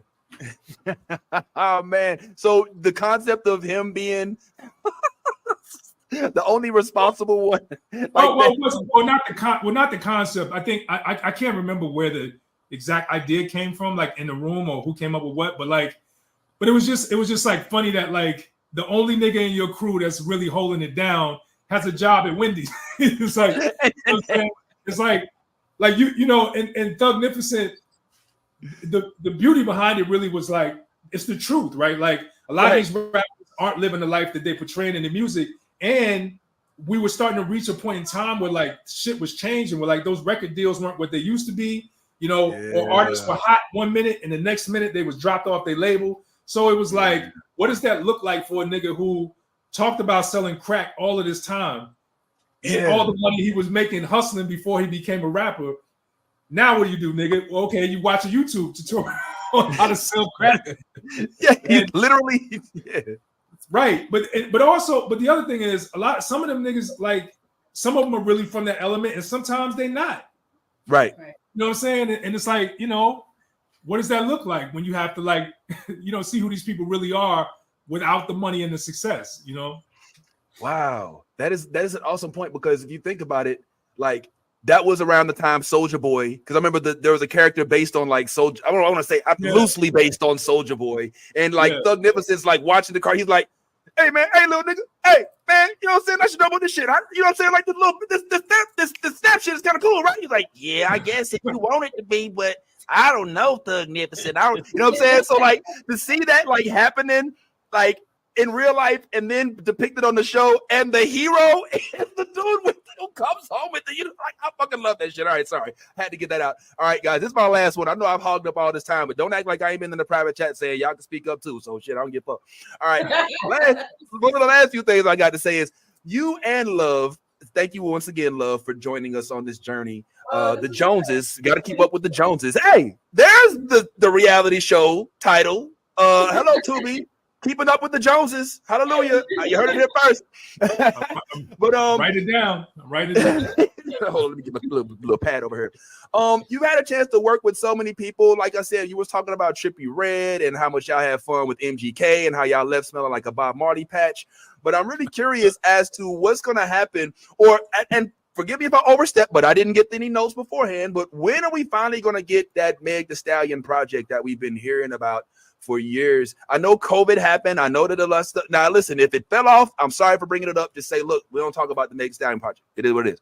But if there's something still in the works, come on, man, give us some tea leaves, man. Let me know. Well, I'm excited about this project. I know. Come on. Well, okay. One, we did a music video for her, right? But it just never aired. That, record companies. Yeah, and I mean, stuff. we don't whatever for whatever. Yeah, whatever. I'm trying to protect you, love. love. It's like But- I was I'm the one who leaked the whole Meg Thee Stallion thing in the first place. Hey, thank you, love. See, that's real. That's real. Yeah. Real. But so the music video, we're really proud of that. You know, we were really happy and excited about it, but it didn't make it out. But we did, you know, we did the visualizers, which did come out. And there's something else in development. It's still in development, but we can't. We've been trying to. We were about to do it. It's funny because we were about to do a press release. It was like right before the strike, right, love? Right before the it was strike. Like right before the strike. The day before the strike happened, and then God. we couldn't say anything. Yeah, and you know everything, and then after the strike, they were like, I don't know when to hold off because They you had know. changed internally too. Yeah, and then you know, I mean, and Meg saying they got their own rollout plan and different things that they're I'm saying dropping. Amazon. I'm sorry, not like Meg's people. Yeah, but well, I'm just saying, but it's also like things have to drop. They got their own rollout with stuff that they're putting out and things she's doing. So, so it'll come out eventually. I'm sure they'll announce it sometime soon. But it's still alive. Yes. Just for all my female nerds out there, can I just say that they'll be so excited and happy to see something like this because we've been asking for this. We want this.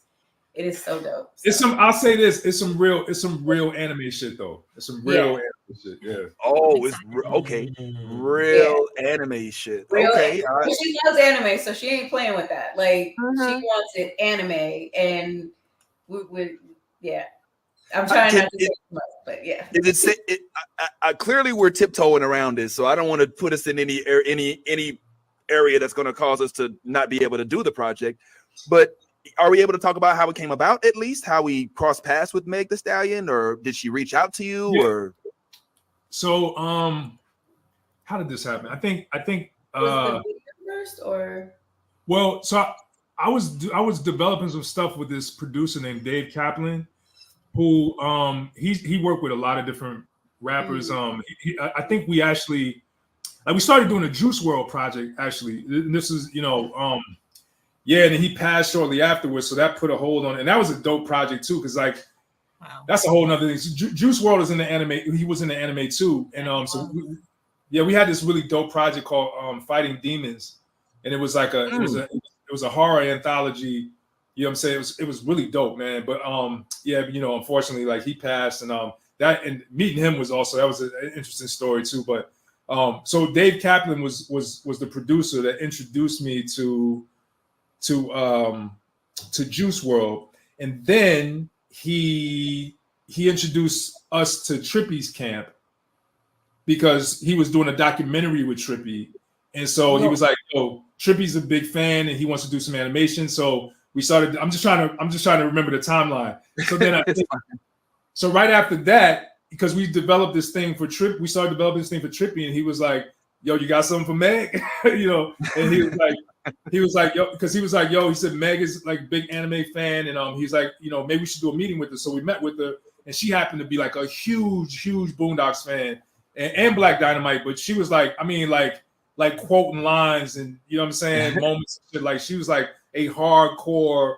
Blurred. You know what I mean? So, yes. So we hit it off immediately, and she started telling me, some of the anime that she likes, and we just, I started just kind of getting in her head and pulling from that Meg Thee Stallion brand and DNA and trying to figure out like what would be the perfect show, the perfect vehicle for her voice and her brand, and that's how it happened. Ooh. But if I may, Carl, Love is so geeked up about it. Now you are too. I get it. But like she's like gushing, you know what I'm saying? Like there's something. Love. This is for us females. This is for us. Like seriously, it's woman empowerment, kick-ass females. Like he's trying to get information out of you, Love, and he's good. He's really good. Let me. He's really good. Yo. Yeah, you are good. You almost had me. You almost had me. Very good. You was such a blocker, bro. Like, I'm just trying to get answers, man. Like, let me cook, bro. God damn, bro. You know what I'm saying? All right. Well, we're looking forward to the. I got a feeling that the Meg Thee Stallion, whatever that project is as dope as it already is. We know, based on what Carl is saying and how Love is reacting, I got a feeling it might be even more life-changing than some of the projects we've already got on the docket, but we'll wait to see what that is. Now, that's dope. You got Trippie Redd, you got MGK, you got Meg the Stallion. Even I heard that Super Duper Kyle, there was a possibly at one point in time a project in the works for that. Talk to me about that if you're able to. Yeah. Kyle, another anime head.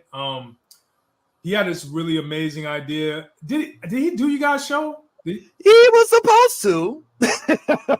Funny you mentioned that. I know what happened. Because we were. It's weird. Yeah. So we're still in negotiation with that deal, and I think he couldn't talk about it much. So now I just remember. We pushed it off to. Yeah. Well, thank you for reminding me. Now I remember I can't talk about it. But no. That's the part that is the hardest for me in animation. It takes so long to make, and you can't say anything. For the it's like we're in production, we're doing it, and it's like people are like, "Oh, I heard you were doing this a long time ago." Like, yeah, we were still kind of working on it, but can't say much. But even just the development part of it, not even before we get into production, just like setting the show up and then figuring out what it is, and then developing the show and getting it to a point where the network is like, okay, yes, now it's a green light. Like that process takes forever. And they also don't want I think it's also like, we don't want to tell other people, other networks what we're doing, and they might have something in the works like it, or they might decide. So, but it is really dope. And Kyle is a genius. He's a creative genius too. And it is very personal to him. It's a story that's real personal to him, and I can say there's some sci-fi elements, and that's about it. He gave us just tidbits. What's up, Ty? I'm gonna throw them a lifeline because you about to get them sued. Why? Look. Why? They're professionals. I'm throwing a lifeline. So listen. As much as I would love to hear about these projects, I'm not gonna put y'all in jeopardy. But since we can't hear about the projects that you guys are working on, I'd like to know what you guys are watching on television right now and what you guys are really enjoying. And please feel free to talk about whatever. Oh, what's that? What you got? What's that is? I see what you say. I see what you're doing. Okay, got it. I don't know, Love, what you want to. I can't think of it. Well, that's the thing, bro. Honestly, we work so much. Yeah. I mean, when we do get a chance to watch something like I know you were in the Cyberpunk. We watched What's that again? Which one? I said I know you were in the Cyberpunk when it came out back then. Oh yeah. We work with Trigger. Studio Trigger is so dope. I mean, we watch. I mean, the best. The closest full series that we watched that was really good that we got into was Succession. You know what I'm saying? Like that shit was crazy. But we've been watching a lot of animated movies. Like we watched the new one by Illumination with the ducks. What is it? I watched that with my daughter. Migration. Is that Illumination or Sony Pictures? I can't remember. It was DreamWorks, wasn't it? Was DreamWorks? I think it was DreamWorks. Yeah. We watched that.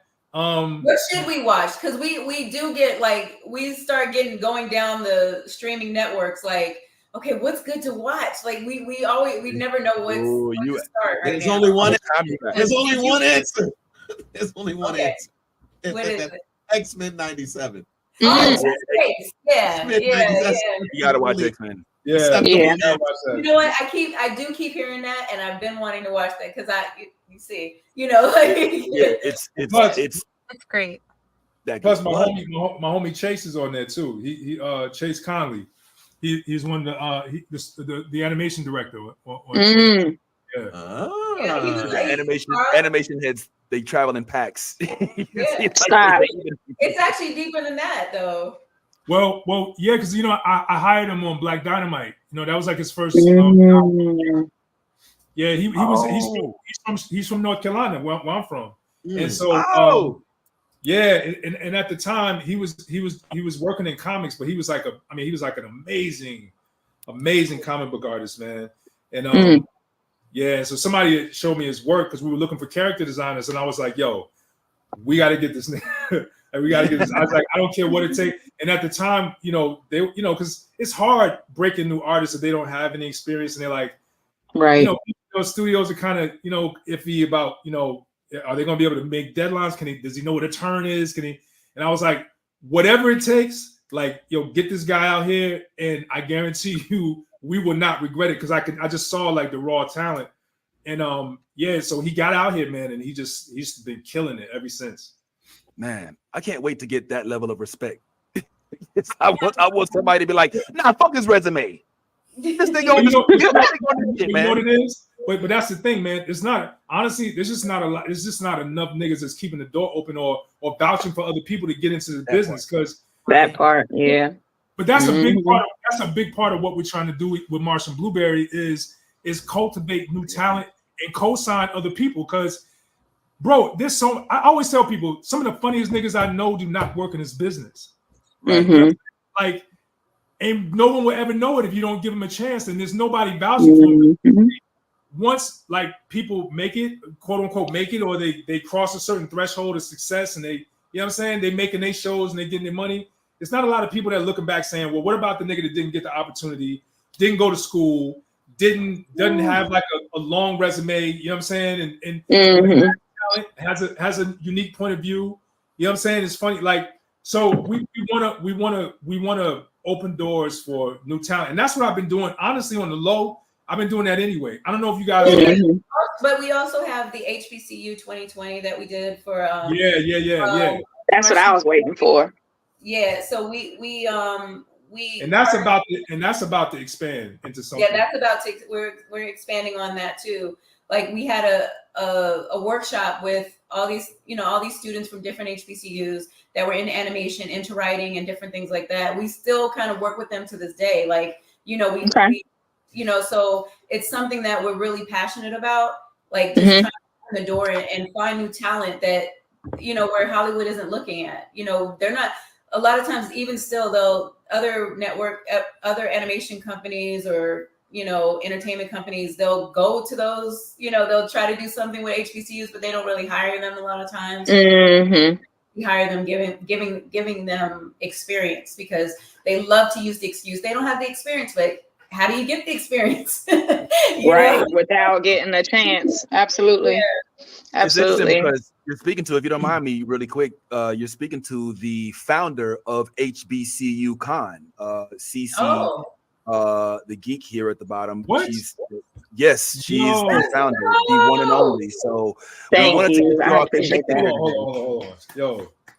Minding my Black-owned business. Thank you. Oh man, I appreciate that. The devil muted me.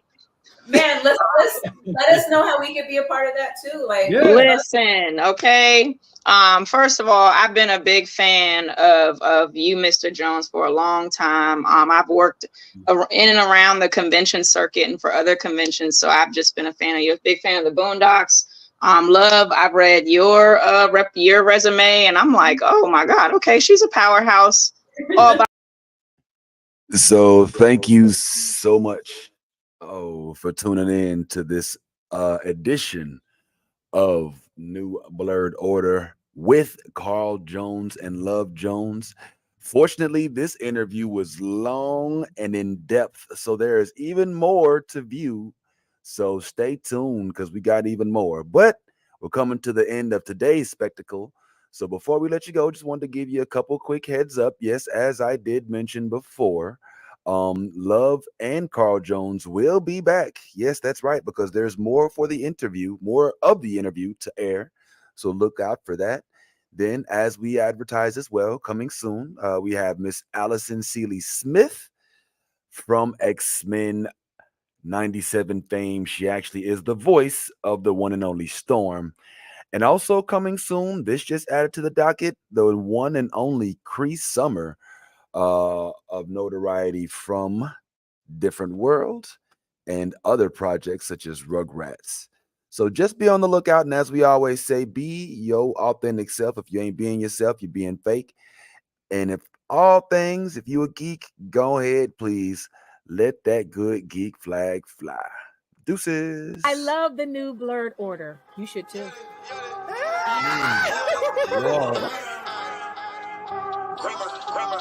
Let me get all this 10P Wayne. All the niggas rapping about the same old thing. I've been coming through with the same old gang. Ain't shit changed except 9 got a name. Got it out the mud, but we got no stains. Cold ass lizard with a gold ass chain. The girl call me daddy, not my government name. Money on my mind, got them bands on my brain. Let me tell y'all about a nigga I know.